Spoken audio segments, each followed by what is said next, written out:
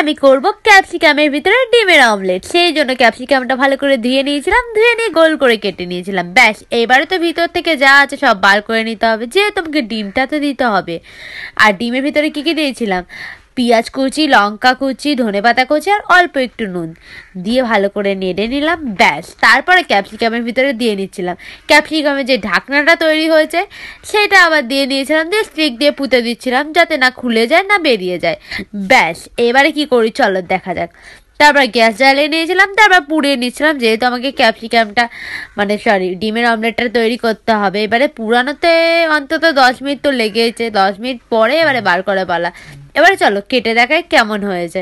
আর দেখো আইসক্রিম মনে হচ্ছে, পুরো সেই গ্রিন কালার যে আইসক্রিমগুলো হয় না সেরকমই দেখতে লাগছে।